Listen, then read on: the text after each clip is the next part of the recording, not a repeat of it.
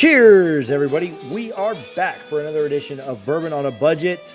TJ Pittenger, Brendan Sonnone, and Ben Cock coming to you guys live. We're doing it live, and we're doing something a little bit different tonight. I don't know if I'm excited for it, but we're doing it. Gentlemen, before we get into what we're doing that's a little bit different, a little bit special, how are you guys tonight?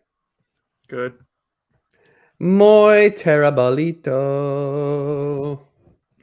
Why? Why are you terrible? Because we're drinking crap tonight. Crapola. Brendan, tell the people what your Record. grand idea for tonight's episode was. This has been something that we've had in the works for a while. So I Nope. am, in addition to a bourbon fan, obviously this is bourbon on a budget, I also am a really big Scotch fan. The peatier, the smokier, the better for me, usually. And Ben and TJ both. You like peatiness? I like peatiness in my mouth. Oh, Peatus. Peatiness. Peatiness. Peat-iness in my mouth. Anyways, I want you guys to try it and see if I can get you to maybe find I don't think I'm going to get you to like it tonight, but maybe I can get you to find an avenue to where, you know, if you're in a social setting where all they have is Scotch, you won't be a bunch of babies about it and actually drink it. And like TJ having phantom smoke and peat off a simple like space side, which he lied about once before. So we'll try to make you guys grown-ups here and drink Scotch like men. Phantom Pete. Ooh, that sounds like a good fantasy football name. Phantom Pete. It's kind of like trying to find a rose in the Hall of Fame. It's a Phantom Pete.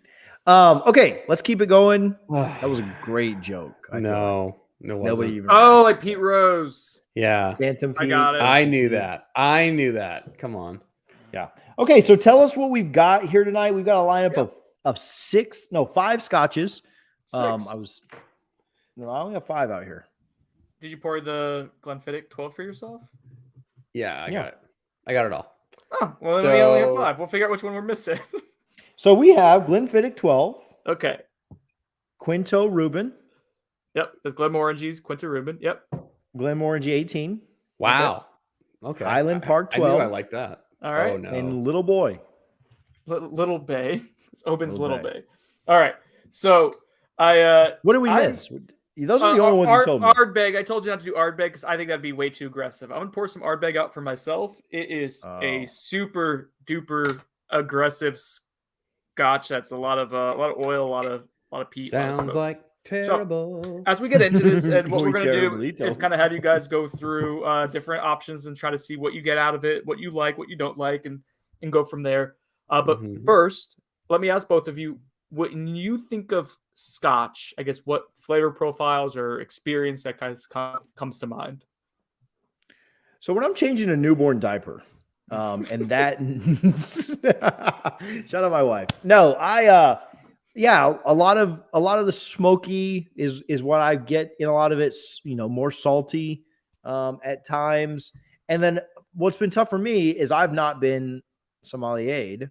And so I don't really know what notes I'm looking for. We did one time. I don't know if Brendan and I were on the phone together or if we were in a group chat with Joe or what. The Decadence Joe, shout out the living legend.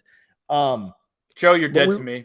We were on the phone and he was telling me like, oh, you should be tasting this. You should be tasting that in the Glenfiddich. And it wasn't so bad then. Like I kind of passed the layer of whatever.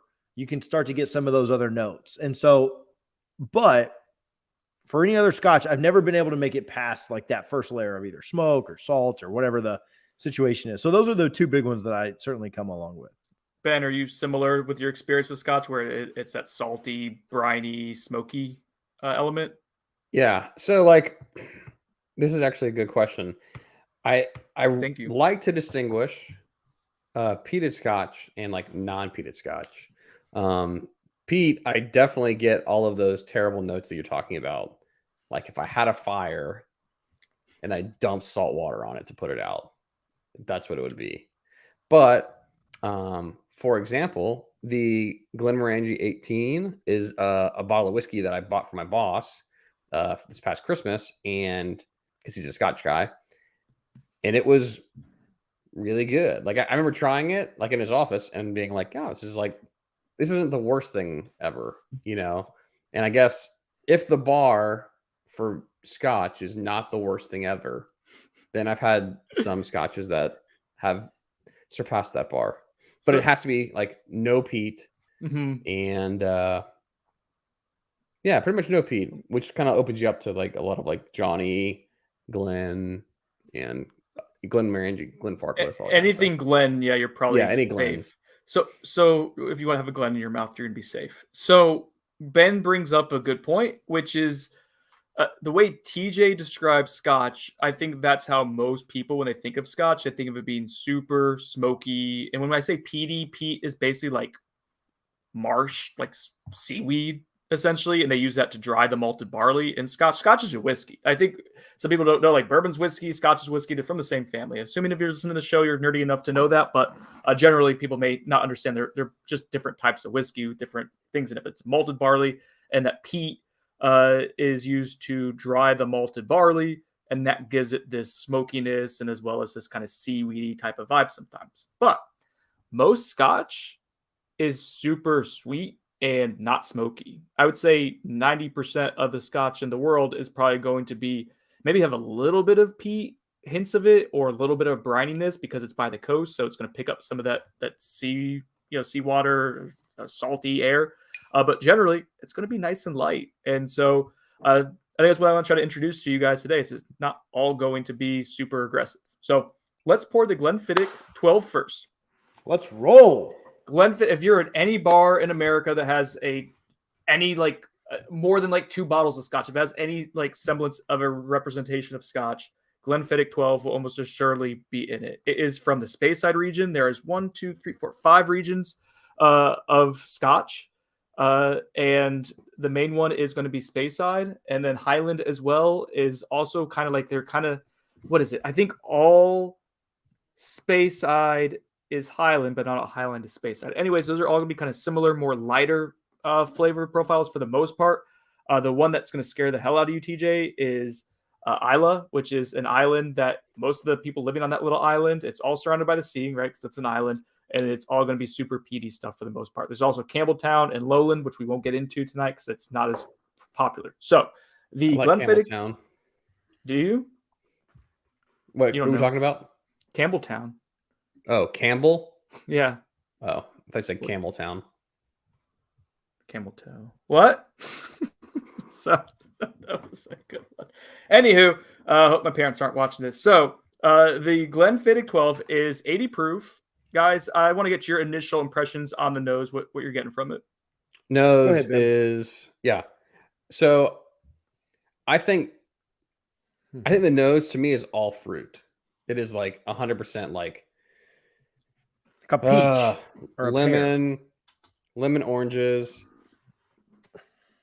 Yeah, there's a ton of citrus there.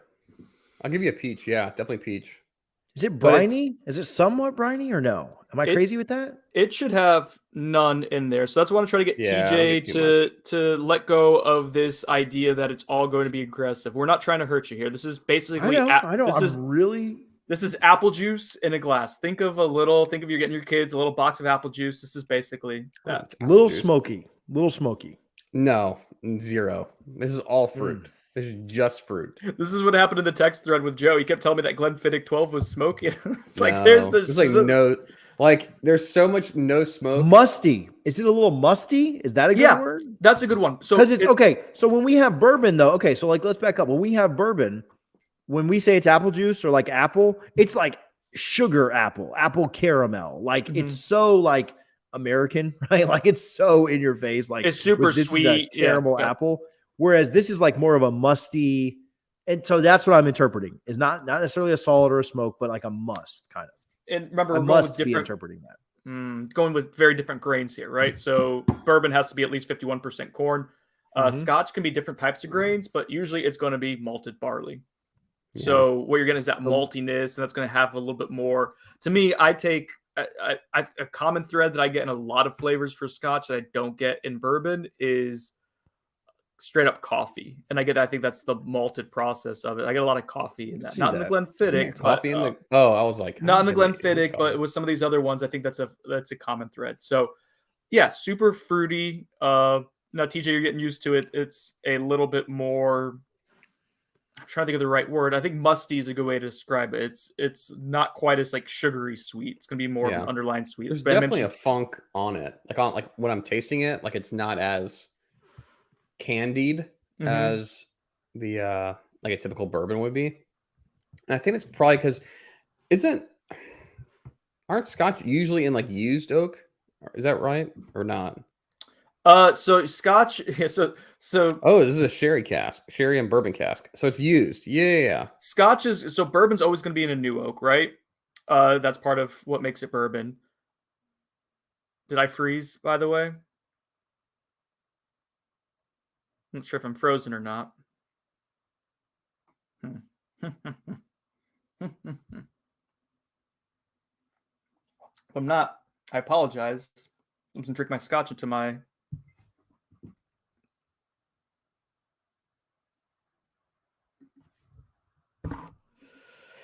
Did they both lose power?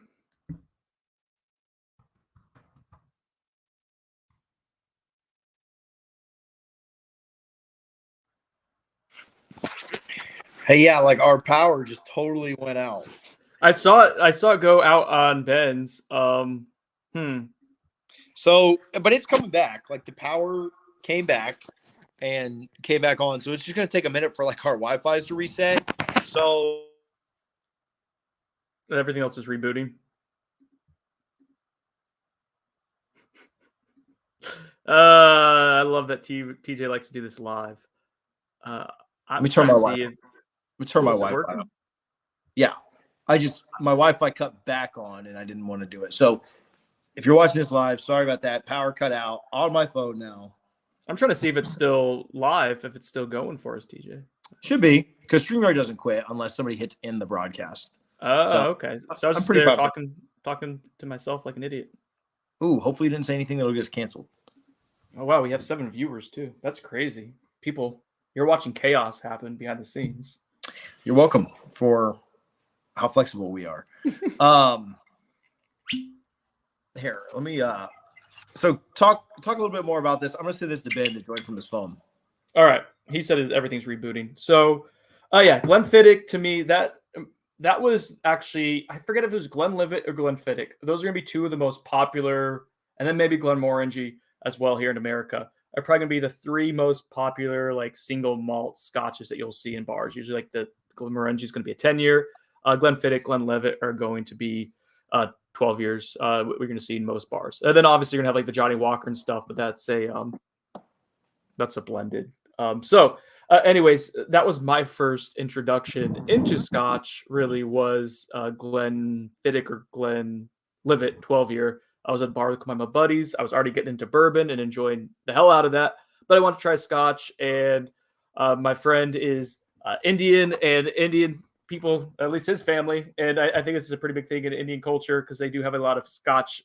Their whiskey is very Scotch-esque, so they love Scotch as one of their favorite drinks. And so my buddy is a bit of a connoisseur on Scotch, and he said, "Hey, let's get going with some Glenlivet 12-year." And so we did that, and I thought it was really pretty, really simple. I got that nice maltiness, a little vanilla, apple, and orchard fruits in general. So it's not a super complex Scotch by any means, but it is just a really solid one, unoffensive. And if you're trying to get into it without like being grossed out like how TJ is with it, I think it's a really good starting option.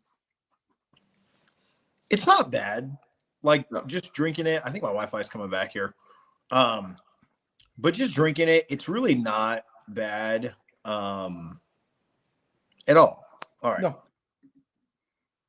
No, not at all. It's very down home plate, and it's a good intro into Scotch. So that's why we started with this one. TJ, you have the bottle of it. I doubt you're going to be passing for that a whole lot. Like it's not something that you're going to go reach over some of the other really high-end bourbons and ryes that you have for that. But it is a really solid, I think like what, $35 or $40 bottle. Nothing too crazy. Can you talk about what you pick up on the taste too? For the Glenfiddich, well, it's been a while, but like super like custardy for me from what I recall, like just very nice vanilla element. And